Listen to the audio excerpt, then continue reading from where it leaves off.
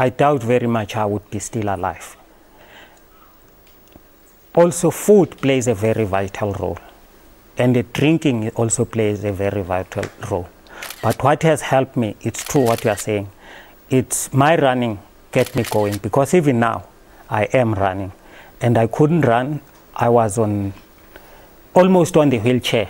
I just survived. I mean, and I almost giving up. Now, that was last year ahead of the Soweto Marathon with 1986 Two Oceans winner Thulani Sibisi, who has also gone on to be a manager and administrator in the sport.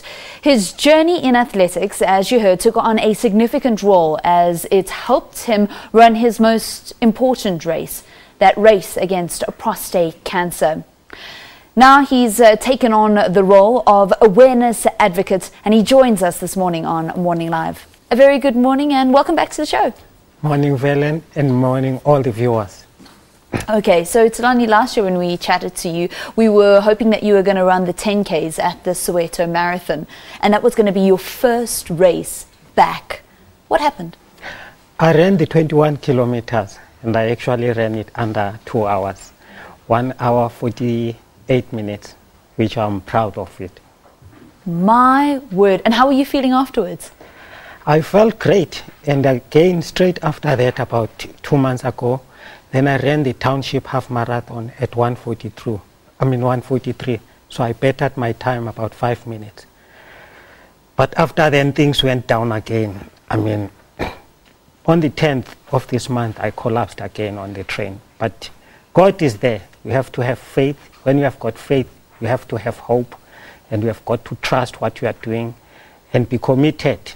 And when you have got that commitment, it helps you to be disciplined. And disciplines achieve results because it's something that you believe in. And I think God chose me for a reason, for me to go through that, such that I must go out and pray, and do the job, which is the messenger. Teach all the men there that prostate cancer is serious, and it's like sitting on the bomb. I mean, it's like you are sitting on the bomb, which can explode anytime. But we are not prepared to talk about it, and I'm challenging all the men to talk about it. Okay, so you are challenging the men, but I want to go back because I'm going to speak about what you are doing in the way of prostate cancer awareness. We're going to chat about that in a little while. But why do you continually push your body? I mean, the times that you're running for a 21K, they're decent times, to be running. But you are also a prostate cancer survivor, so why do you continually push yourself to be able to run so well? Well, and I think the viewers, when you look at me, you don't see cancer, you see Thulani. So I just want to say to people, in life there isn't anything that is impossible. Don't find out when you have got cancer and then it's like the end of the world. It's not.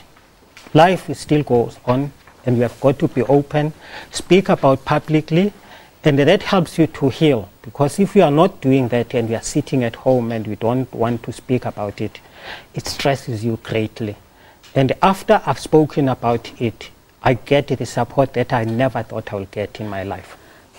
Thulani, I want to speak about that because to speak about cancer, like prostate cancer as a man, it's a difficult thing to talk about, and men generally don't like to speak about health. I mean, what was the kind of reaction in your community when you did stand up and you say, this is the disease that I am dealing with, and I am a survivor of prostate cancer? And when you started to actually open up that conversation, what was the reaction?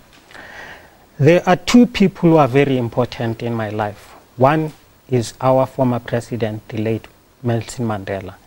And secondly is our Archbishop Desmond Tutu. Those people came public and spoke about it. But we didn't have an idea much what is it. But they spoke about it, would not have got it. And that itself inspires me to come public and speak about it. Or maybe even give me an opportunity to go out and do it myself, because they were not in a position of doing it because of their profession. Me, I'm just sitting at home. It means if I'm sitting at home not talking about it, I will be stressed. So I said, let me just go out and teach people about this, because we can save a lot of life. And those two guys helped me a great deal, and I still look up to them.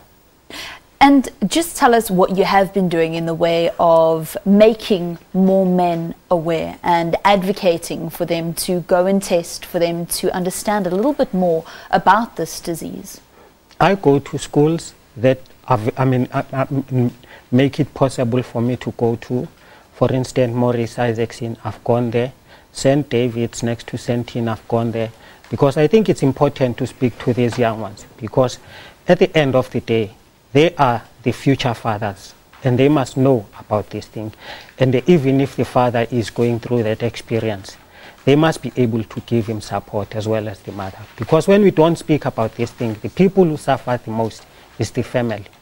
And again, there are so many orphans, or maybe women who have got no husband because of prostate cancer, and they die. And you are a breadwinner if you're a father and you die about this thing and we don't speak about it. That's why I find it very vital for me to go to schools and speak about it. Go to also to clubs, if possible, and speak to about it. But not just clubs of athletics, even in football. There are so many people who are suffering this thing and they don't speak about it. But what I found is strange in our own athletics. You go to Bara and you find out officials in athletics as well as coaches suffering this thing, and they haven't spoke about it. And I said, you know, my God. And I said, no, I'm not going to keep keeping quiet. I must go out and spread that message. And it's something that you're going to be doing this weekend. You've got a workshop, I understand? I've approached CGA, which is Central Gauteng Athletics, and I say, I want to do this thing because I think I will be helping athletes and I will be helping officials as well. But I haven't got money to organize the venue. And fortunately, my own president, James Mloyi, he said, oh, that's a good idea. And he offered those things. And I approached also the Professor Shanghai, who's a urologist. Shanghai Mtambirwa. And he's sitting on the board of the Prostate Cancer Foundation of South Africa. He said, oh, it sounds great. I would love to be part of that. And fortunately, they linked together with CGA and they gave me the opportunity to host this thing. I think it's something part of what I would say, it will create the legacy in South Africa that one day we'll look up to and say, you know what we have done something just like the Pink Drive have done, because we need that structure in men. Because when you speak about the prostate cancer, it's on the private part, as we said earlier on. And that's why we as men, we don't want to speak about it. But at the end of the day, you have got it, you can't hide it. You have to be outspoken, speak about it, to address it. You know it very well who helped me. Yes, fellow runners of yours, Johnny Halberstadt as well as Bob Delamotte, and I know that you've got a very strong relationship with those two men who have since emigrated from South Africa, but I know that you've got a strong relationship with them and they've really helped you in this journey. Thulani, just tell us, will the talk be open to everybody in Gauteng? Just quickly, yes or no? Yes. Okay, lovely stuff. So people will be able to find out more about it, and they should contact CGA in order to be able to find out how they can come and be a part of this very important talk. Thank you for coming inside and speaking so openly about it. It's very, very important. It's time for Morning Live to take a quick break. Stay with the show.